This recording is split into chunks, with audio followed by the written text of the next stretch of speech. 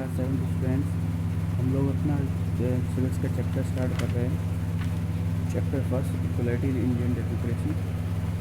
इस चैप्टर में जैसा कि क्लास में आपने पढ़ा होगा तो हमारे जो कॉन्स्टिट्यूशन है इसके मुख्य जो पार्ट है कौन कौन सी है, इक्वलिटी, जस्टिस, रेजोल्यूशन, ठीक है, एफिशिएंसी, इक्वलिटी, ये इसके इंपॉर्टेंट फीचर हैं। इसमें से इस पर जो हम डिस्कस कर रहे हैं वो इक्वलिटी डिस्कस कर रहे हैं। तो इसमें हमें बताया गया है सीधा, इसमें हम सीधा एक्सप्लेन करते जा रहे हैं यहाँ से यहाँ तक का। इसमें ये बताया गया है इसमें जो हमारी जो व्यवस्था है उसमें 18 ईयर्स का कोई भी पर्सन हो, 18 ईयर्स का है तो उसको चाहे वोट करने का अधिकार है, वो वोट कर सकता है इसमें। चाहे वो किसी भी, चाहे वो अमीर हो, ठीक है, चाहे वो गरीब हो, चाहे किसी भी रिलीजन का हो, चाहे एजुकेटेड हो या लोअर कास्ट का हो, किसी का भी हो, उसको क्या होगा, अधिकार है कि वो वोट कर सकता है फ्री में। इसे बोलते हैं यूनिवर्सल यूनिवर्सल एडल्ट फ्रेंचाइजी बोलते हैं इसको। इसलिए फ्रेंचाइजी का मतलब ये है कि सबको, ये इसलिए बताया है कि इससे ये पता चलता है कि देश के सभी नागरिक क्या है हमारे, वो कौन है, इक्वल हैं, सभी लोगों को अधिकार है कि वो कर सकते हैं। इसके अलावा भी क्या है, वो एक पर्सन हुए हैं तो उन्होंने एक किताब लिखी हुई है, उसमें सुनीता देवी बताया गया उसमें एक चीज़ कि सुनीता देवी हैं वो स्लम में रहती हैं। जो इक्वलिटी बताई गई उससे बताया गया कि दो तरह की इक्वलिटीज़ पाई जाती हैं हमारे इसमें, ठीक है। पहली है कि सुनीता देवी है वो स्लम में रहती है, ठीक है, नदी बहती है उसके घर के पीछे से, उसकी लड़की बेटी है जो बीमार है, ठीक है, वो आपसे हॉस्पिटल में दवाई नहीं करवा सकती है, उसके पास काफ़ी पैसा नहीं है। और दूसरी तरफ है कि एक अशोक जैन है, वो उनके पास बहुत सारा पैसा है, ठीक है, और वो बड़े घर में रहते हैं और उनके घर के सामने पार्क है, ठीक है। ये सब इससे पता चलता है कि देश में हमारे क्या है, दो तरह की असमानताएँ हैं। दूसरी काइंड ऑफ अनइक्वलिटी क्या होती है कि अपार्ट फ्रॉम किसी गरीब, तो एक तरह की हो गई कि एक गरीब है एक अमीर है, ये असमानता हो गई। दूसरी होती है किसी के गरीब का अलग से हो गई, तो होता है experience inequality in different way, अलग अलग तरीकों से अलग। एक जैसे हमारे इंडिया में फेमस है कौन सी, कास्ट सिस्टम वाली। कास्ट सिस्टम में क्या होता है कि जो दलित होते हैं, कास्ट के होते हैं, उनको क्या अनइक्वल माना जाता है, अनटच माना जाता है उनको, ठीक है। इंडिया में बहुत सारे प्लेसेस ऐसे हैं यहाँ पे ये भी अभी भी चलता है फैसिलिटी। उनको क्या है, उनके उनको बेसिक जो है फीचर्स होते हैं जैसे एजुकेशन, जॉब वगैरह ये सब, और उनको मंदिरों में जाना, ये सब चीज़ें उनके क्या होता है, पानी पीना, ये सब उनके लिए क्या होता है, फोर्बिडेड रहता है, यानी कि उनको ये सब करने का अधिकार नहीं है। कुछ उसमें जात पात मानी जाती है इसमें। ऐसे ही हुए ओम प्रकाश वाल्मीकि, उन्होंने एक किताब लिखी है दलित के ऊपर, जूठन। उसमें सब चीज़ें लिखी गई हैं कि किस तरह से उनको, उनकी आत्मकथा है जूठन, उसमें लिखा गया कैसे उन्हें टाट पट्टी पर बिठा दिया जाता था, ठीक है, पढ़ने नहीं दिया जाता था और दूर बैठाला जाता था क्लास से सबसे ज़्यादा, कभी कभी उन्हें मारा भी बहुत जाता था बिना वजह, और ठीक है, तो ये सब चीज़ें होती। और बच्चे उनसे झाड़ू लगवाते थे, ये सब काम होते थे। ये क्या हुई, एक अलग तरह की, यानी कि जात के हिसाब से किसी से अनइक्वल का व्यवहार करना, ठीक है, ये चीज़ उसमें बोली जाती थी। और इसके बाद आता है नेक्स्ट, ये सब इसमें पूरा लिखा हुआ था। अब नेक्स्ट आता है हमारा रिकॉग्निशन डाइनेंसिटी डिग्निटी, रिकॉग्निशन डिग्निटी, यानी मानव जो अधिकार की गरिमा है उसका, डिग्निटी को पहचानना उसकी। तो इसमें ये बनाया गया है कि ऊपर जब उसको ट्रीट किया जाता है कि वो अलग निम्न वर्ग का है या अलग धर्म से है या अलग जाति का है, तो उसके संग क्या होता है, असमान व्यवहार किया जाता है, तो उसे लगता है वो सबसे अलग है। और जिससे क्या होती है, उसकी जो आत्मसम्मान है, तो उसे अपने आप में ये बेकार लगता है कि उसको सम्मान को ठेस पहुँचती है। उसे लगता है जैसे हम किसी बच्चे से कहें तुम ऐसे हो, तुम वैसे हो, तुम बिल्कुल पढ़ते नहीं हो, ये तो उसे अपने आप में बुरा लगेगा, ये बुरा लगता है। ये कैसे रिकॉग्नाइजिंग डिग्निटी कहलाती है, ठीक है, किसी को उसके अधिकार से कम नापना उसे, ये सब चीज़ इसमें बताई गई है। उसने ये बताया कि कोई भी इंसान हो, समान, सबका अधिकार समान होना चाहिए, उसको सम्मान भी सबका क्या होना चाहिए, इक्वली इसको ट्रीट करना चाहिए, कोई व्यक्ति अलग नहीं है समाज से।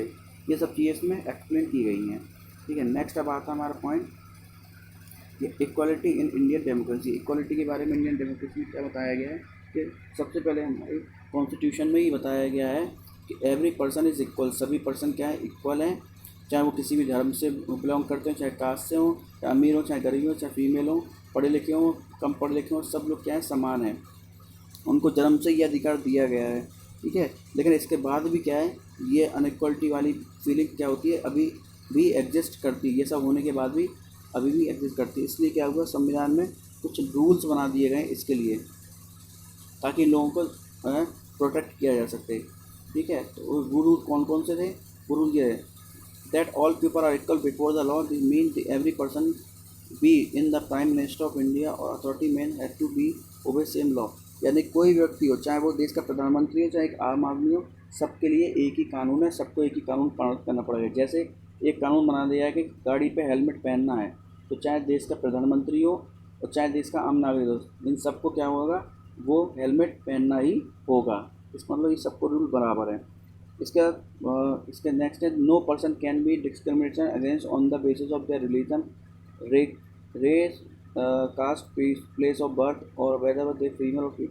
किसी भी व्यक्ति को उससे भेदभाव नहीं किया जाएगा, किसी भी व्यक्ति को डिस्क्रिमिनेट नहीं किया जाएगा। तुम अलग हो, तुम छोटे हो, तुम बड़े हो, तुम लड़की हो, तुम लड़का हो, तुम दूसरे, तुम्हारे बाल गोश्त, बोली अलग है, हमारा तुम्हारे पहनावा अलग है, ये सब चीज़ें नहीं मानी जाएगी, सबके लिए समान चीज़ जाएगा। और every person is allowed to face access to public place, और हर पर्सन को हर जगह पे जाने का अधिकार है, चाहे वो होटल हो, प्लेग्राउंड हो, मार्केट हो, ठीक है, कहीं पे भी जा सकता है वो अपनी मर्ज़ी से। अनटच हैज़ बी अबोलिश्ड, और ये छुआछूत की बात जो है वो पूरी तरह से क्या है, अब मतलब वो है, बंद है। इसमें कोई भी अगर इसको करता है तो उसके संग बड़ी कार्रवाई की जाएगी।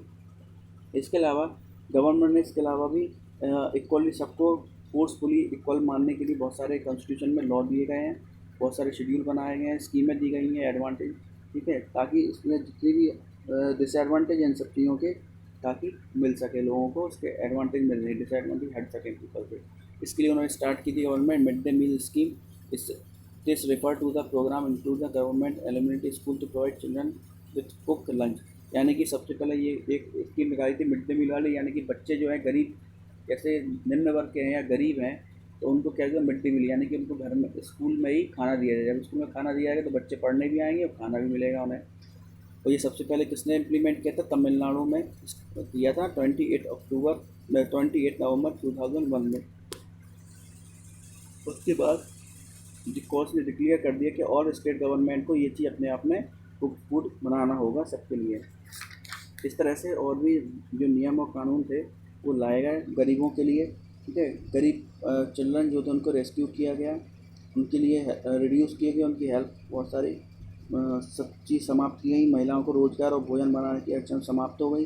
ये चीज़ें दिए, उनको क्या किया, एम्प्लॉय दिया गया, उनको ये सब काम दिए गए उनको। और कुछ समय बाद औरतों को किचन का काम दे दिया गया इसमें। It's has give the opportunity to the poor children to eat at least one equal meal in a day. इससे क्या हुआ, गरीब बच्चों को कम से कम एक टाइम का खाना उन्हें मिलने लगा। Due to this mid day meal programme, the mothers who earlier had the interrupt their work feed their children home during the day no longer need to be so। इस ड्यूरेशन में क्या हुआ, जो माताएं काम पे जाती थी उनको क्या हुआ, उसको एक वो मिल गया कि उनको खाने की बनाने की बच्चों की टेंशन नहीं थी, स्कूल में बच्चे खाना खा सकते थे। इससे भी क्या हुआ, ये लेकिन जो सभी while government program play an important role in increasing equality opportunity, there much have still need to be done. Mid day meal program वे may have increase the number of children study.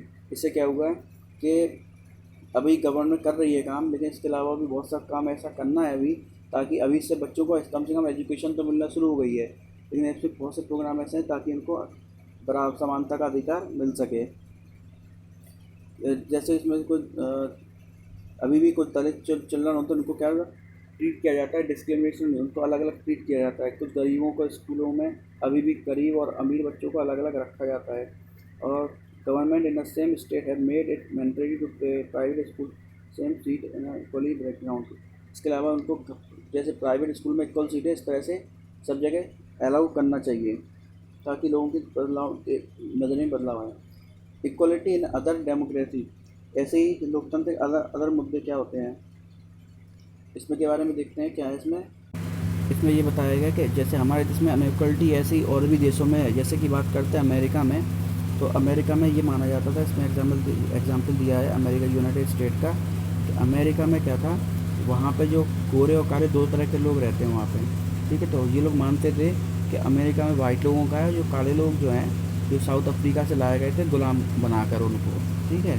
तो यहाँ पे इसी के लिए यहाँ पे बहुत सारे इनके अधिकारों के लिए बात चल रही थी, इसलिए वहाँ पे क्या था, इनकी सीटें रिजर्व थी कि जो काले लोग उनके लिए अलग सीटें होंगी। एक बार इसमें ही एक केस हुआ था, इसमें रोज़ा पार्क नाम की एक लेडी थी, अफ्रीकन अमेरिकन थी, उसने अपनी उसमें गोरे गोरे व्यक्ति ने कहा सीट से उठ जाओ, उसने उस सीट से उठने से मना कर दिया।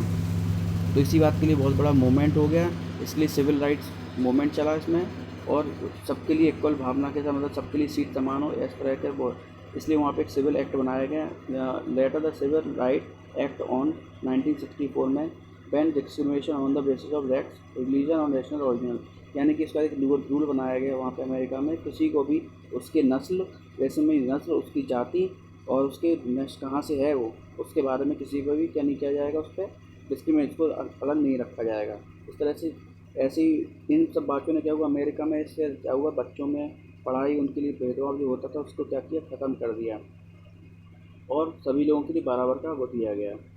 इसके बाद आता है चैलेंजिंग डेमोक्रेसी के, लोकतंत्र की क्या होती चुनौती कौन सी है।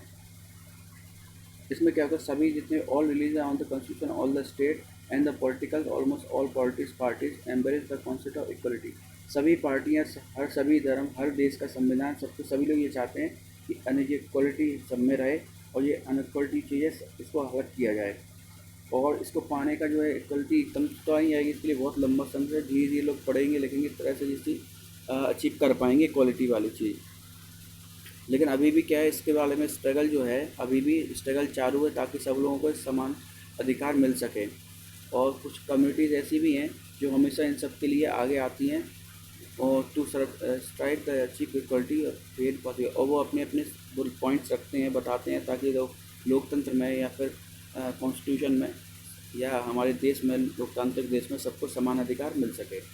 ठीक है, यहाँ पे आपका ये चैप्टर खत्म हो गया, इसमें अगर कोई प्रॉब्लम है तो आप लोग पूछ सकते हैं। Thank you.